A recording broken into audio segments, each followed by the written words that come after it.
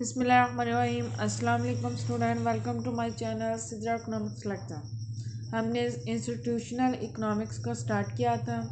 आज हमने 3 टॉपिक को डिस्कस करना है। Institutional structure of society, difference between formal और इनफॉर्मल इंस्टीट्यूशन और interaction of formal and informal institution. सबसे पहले आते हैं हम institutional structure of society. The distinctable stable arrangement of institution whereby human beings in a society interact and live together. There are 5 basic institutions are called family, government, economy, education and religion. यानी कि institution structure of society ये है कि वो stable arrangement होते हैं institution में, जहाँ पे एक ह्यूमन बीइंग इकट्ठे रहते हैं, इंटरेक्ट करते हैं और इकट्ठे रहते हैं। कहाँ कहाँ हम इकट्ठे होते हैं, उनके उन्होंने 5 बेसिक इंस्टीट्यूशन बताए हैं। एक होता है फैमिली, होम, घर पे हम इंटरेक्ट करते हैं, इकट्ठे रहते हैं। ये क्या होता है, स्ट्रक्चर हो जाता है सोसाइटी का। और सेकंड है गवर्नमेंट। गवर्नमेंट पूरी कंट्री को चलाती है, तो देन गवर्नमेंट भी क्या करती है, सोसाइटी को स्ट्रक्चर ऑफ द सोसाइटी होती है। थर्ड है इकॉनमी। इकॉनमी में हम जो भी डिसीजन लेते हैं उसका इफेक्ट होता है स्ट्रक्चर, सोसाइटी के स्ट्रक्चर पर। देन इकॉनमी भी इफेक्ट करती है। फोर है एजुकेशन। एजुकेशन बहुत बड़ा काम होता है उसका इकॉनमी के स्ट्रक्चर, सोसाइटी के स्ट्रक्चर पे। क्योंकि जितनी हम अगर हमारी इकॉनमी क्या कहते हैं, हमारी कंट्री में जितने ज़्यादा पढ़े लिखे लोग होंगे देन हमारी इकॉनमी इतनी ही डेवलप करेंगे। फोर है रिलीजन भी हमारी जो होता है सोसाइटी का स्ट्रक्चर उस पर काफ़ी ज़्यादा इफेक्ट करते हैं, और एक ही रिलीजन के लोग ज़्यादा इंटरेक्ट करते हैं एक दूसरे के साथ।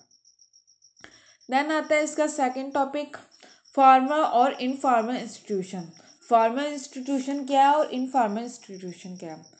सिंपली फॉर्मल इंस्टीट्यूशन क्या होते हैं कि जो रूल एंड रेगुलेशन के अकॉर्डिंग चलते हैं उसे क्या कहेंगे, फॉर्मल इंस्टीट्यूशन।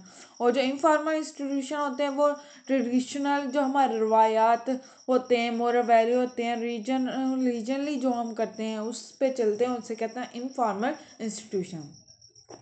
फॉर्मल इंस्टीट्यूशन की definition include constitution, contract and form of government.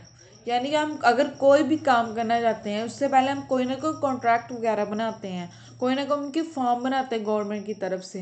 Then वो क्या होगा, फॉर्मल इंस्टीट्यूशन। यानी कि जो किसी कॉन्ट्रैक्ट, रूल और रेगुलेशन के अकॉर्डिंग होगा वो होगा हमारा फॉर्मल इंस्टीट्यूशन। इसकी सेकंड है informal institution. Informal institutions include traditional custom and moral value, religion, belief, and other norms of behavior that have passed the test of time. यानी कि इनफॉर्मल इंस्टीट्यूशन वो होते हैं जो किसी रूल और रेगुलेशन के अकॉर्डिंग नहीं बने होते, बल्कि जो हमारे ट्रेडिशनल कस्टम और मोरल वैल्यू होते हैं और रिलीजन बिलीव होते हैं उनके अकॉर्डिंग बने होते हैं। देन वो क्या हो गया हमारे इनफॉर्मल इंस्टीट्यूशन। देन आते हैं इनका डिफरेंस क्या बिटवीन फॉर्मल और इनफॉर्मल में डिफरेंट क्या है। सबसे पहले एक इसके राइट साइड पे इनफॉर्मल है और लेफ्ट साइड पे फॉर्मल इंस्टीट्यूशन है। सबसे पहले हम देखते हैं टाइप ऑफ एक्सचेंज के तौर पे। जो टाइप ऑफ एक्सचेंज होती है किसी भी गुड्स की, कहते हैं टाइप ऑफ एक्सचेंज करना चाहते हैं कोई भी चीज़ या कुछ भी, देन हम इनफॉर्मल में कैसे करते हैं और इनफॉर्मल में कैसे करते हैं। फॉर्मल में क्या कहते हैं, इम्पर्सनल, और इनफॉर्मल में कैसे करते हैं, फेस टू फेस। और देन आता है जो होता है हमारा फॉर्मल इंस्टीट्यूशन, वो कैसा होता है, रूल ऑफ लॉ। यानी कि रूल के अकॉर्डिंग, लॉ के अकॉर्डिंग होता है हमारा फॉर्मल। और जो इनफॉर्मल इंस्टीट्यूशन वो कैसा होता है, रूल टू यूज। जिस तरह हम चाहें अपने अपने ट्रेडिशनल मोरल वैल्यू के अकॉर्डिंग हम यूज़ कर सकते हैं। देन आता है इसकी क्या कहते हैं, करेक्टरिस्टिक ऑफ रूल। यानी कि किस तरह के रूल होते हैं। जो होता है फॉर्मल इंस्टीट्यूशन वो होता है कैसा होता है, रिटन होता है, रिटन फॉर्म में, क्योंकि कॉन्ट्रैक्ट वगैरह कैसे होता है, रिटन फॉर्म में होते हैं।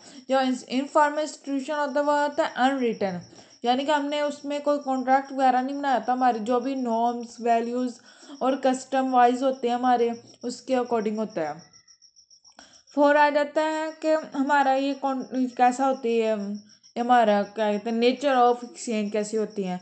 ये होती है फार्मर में कॉन्ट्रैक्चुअली बेस्ड, यानी कि हमने कोई भी काम कोई भी करना होता है काम, उससे पहले हम कॉन्ट्रैक्ट बनाते हैं कि हमने इस इतने मंथ के लिए करना है, ये काम करना है, ये नहीं करना है, ये सारे रूल और रेगुलेशन उसके ऊपर एक के होंगे। देन हमारा जो कॉन्ट्रैक्ट होगा, जो फार्मर इंस्टीट्यूशन होगा, वो क्या होगा, कॉन्ट्रैक्चुअल होगा।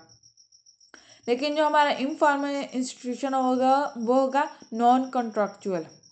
इसके बाद आते हैं टाइम शेड्यूल।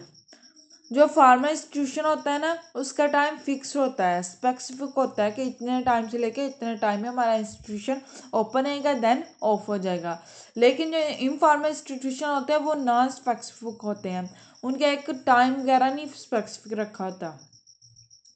देन आते हैं इसके एक्टिव, देन आते हैं ऑर्गेनाइजेशनल गोल अडहेन, और इसका शेयर एक्सपेक्टेड होता है। और देन आते हैं जो थर्ड पार्टी है, लास्ट वाला थर्ड पार्टी बॉडी, यानी कि जो थर्ड पर्सन होता है, जो इसमें कॉन्ट्रैक्ट में किसका कोई हिस्सा नहीं होता, लेकिन वो उस पर क्या कर सकते हैं, उसमें अपनी इंटरफेयर्स कर सकते हैं, यानी कि अपना राय वगैरह दे सकता है। लेकिन जो होता है इनफॉर्मल इंस्टीट्यूशन, उसका सेल्फ इन्फॉर्मेंट होती है, यानी कि सिर्फ अपने आप से खुद से अपनी सारे प्रॉब्लम वगैरह को हल करना होता है। देन आते हैं हम अपने लास्ट टॉपिक की तरफ, interaction of formal and informal institution. Each farmer and informal institution interact which each other, यानी कि जो इंटरेक्शन हमने इस टॉपिक में बताना है कि इंटरेक्शन कैसे होती है फार्मर इनफॉर्मल में। जो होते हैं फार्मर इनफॉर्मल में बहुत स्ट्रॉन्ग इंटरेक्शन होती है, क्योंकि जो फार्मल और इनफॉर्मल वो एक ही कंट्री में सारे इंस्टीट्यूशन होते हैं, इसलिए एक दूसरे के साथ इंटरेक्ट होते रहते हैं। Thank you so much. Please like and share my video, please subscribe my channel. Thank you so much.